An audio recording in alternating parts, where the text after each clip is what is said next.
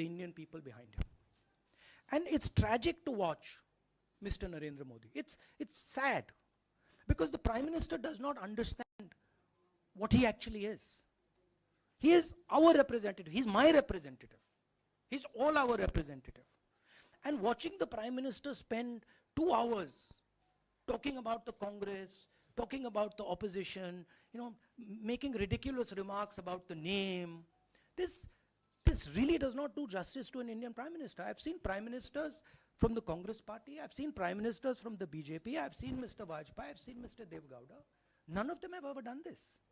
There's a complete misunderstanding in the mind of Narendra Modi ji about what the Prime Minister of India is.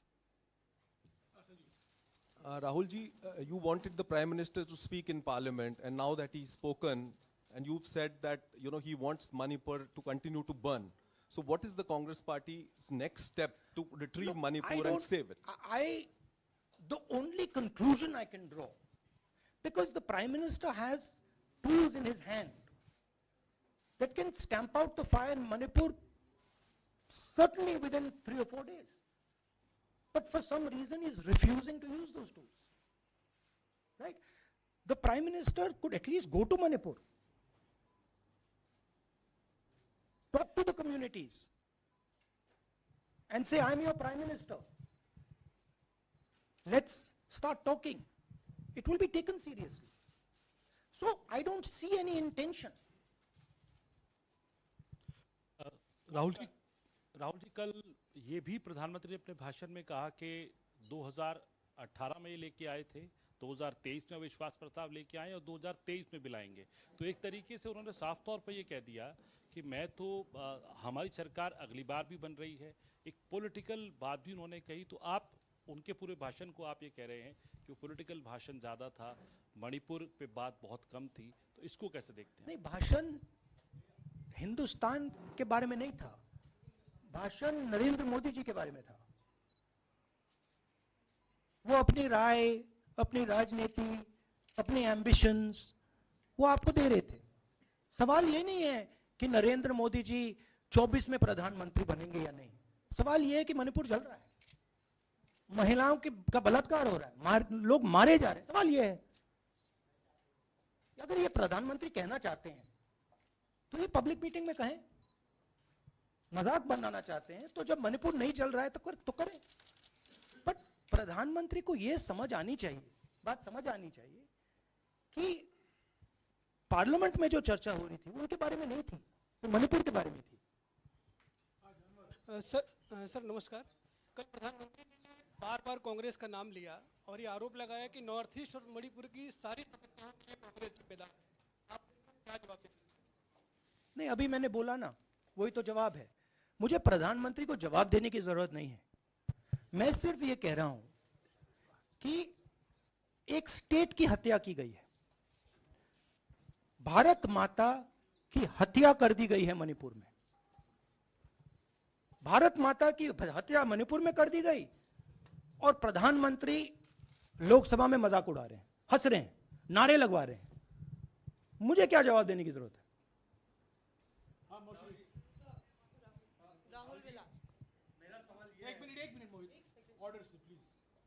Mr. Gandhi, you waxed eloquent.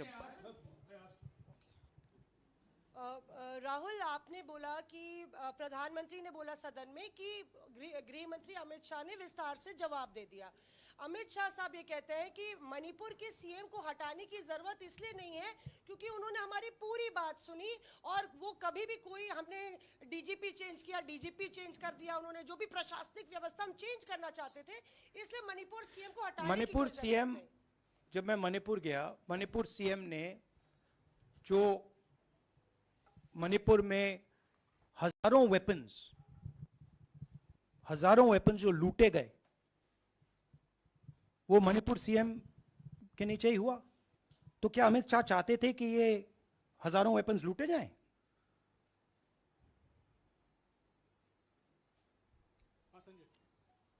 Rahul ji, जो हिंसा चल रही है, क्या अमित शाह चाहते हैं कि हिंसा चलती जाए? चीफ मिनिस्टर उसको रोक नहीं पा रहा है। अमित शाह जी कह रहे हैं कि भैया वो हमारी बात मान रहा है, तो क्या क्या आप चाहते हैं कि मणिपुर चलता जाए? राहुल जी, एक संसद में एक नया ट्रेंड दिखाई दे रहा है कि कई सेशन से अपोजिशन के एमपीज या तो सस्पेंड हो रहे हैं या डिस्क्वालीफाई हो रहे हैं, या एक सेशन से ज़्यादा ये अपोजिशन के एमपीज का जो प्रिविलेज मोशन या प्रिविलेज रूल्स के तहत जो डिस्क्वालिफिकेशन हो रहा है या सस्पेंशन हो रहा है, इसका जो ट्रेंड बढ़ रहा है, इसको आप लोग कैसे एड्रेस करेंगे आप? देखिए, एमपीज को निकालें, वापस डालें, हमारा काम बदलता नहीं है। हमारा लक्ष्य जो मणिपुर में हो रहा है उसको रुकवाने का है।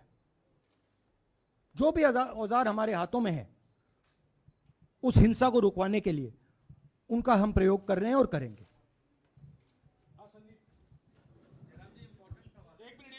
Yeah, Mr. Gandhi, you talked about using the army, deploying the army to control violence. You spoke that in Parliament.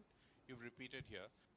But the BJP has criticized you and even previous Congress governments, saying that we want to solve the issue through dialogue.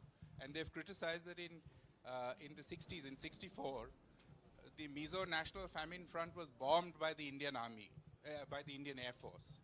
So they said that, you know, they do not believe I in... have never heard in my entire career, I have never been told anywhere I have been in India that if you take this person as a security officer with you, we will put a bullet in his head. I have never heard it. And I heard it twice in Manipur. That means there is no dialogue in Manipur. There is pure violence taking place in Manipur. The first step is to stop the violence, put an end to it. I point out the army, but what I mean is that the Prime Minister has multiple instruments in his hands. He's not using them. It's been burning for 4 months. He's doing nothing and he's laughing. I'm amazed people can't see this. That he's sitting in Parliament and laughing. Jairam ji Last question. Jairam जी, मोहित दुबे हूँ news nation से। आपने 37 minute का भाषण जयराम जी राहुल जी नहीं, मतलब आप मुझसे जयराम कर रहे हैं या उनसे? जयराम कर रहे हैं आपसे। राहुल जी आपने जय सिया राम। राहुल जी, आपने 37 मिनट का भाषण लोकसभा के भीतर दिया और 37 मिनट में सिर्फ आपको करीब 14 मिनट ही दिखाया गया, बाकी आपके चेहरे पे कैमरा नहीं था और आप मणिपुर गए, मैक्सिमम टाइम आपने मणिपुर के ऊपर बोला। इस परंपरा को आप किस तरीके से देखते हैं? पता नहीं, शायद कॉन्ट्रडिक्शन है। शायद पीएम मेरा चेहरा टीवी पे नहीं देखना चाहते, मगर फिर पीएम मेरी वीडियो के बारे में बात करते हैं। तो पता नहीं क्या है, बट मुझे लगता है शायद उनको मेरा चेहरा टीवी पे देखना अच्छा नहीं लगता। कोई प्रॉब्लम नहीं है। जो मैंने बोलना था, देखिए मुझे अपना काम करना है। मैं जानता हूं कि मीडिया पे कंट्रोल है, लोकसभा राज्यसभा टीवी पर कंट्रोल है, वो उसके बारे में मैं कुछ ज़्यादा नहीं कर सकता हूं, मगर मुझे अपना काम करना है। मैं अपने काम को करता हूं। जहां भी भारत माता पर आक्रमण होगा वहां मैं आपको खड़ा मिलूंगा, भारत माता की रक्षा करते हुए मिलूंगा।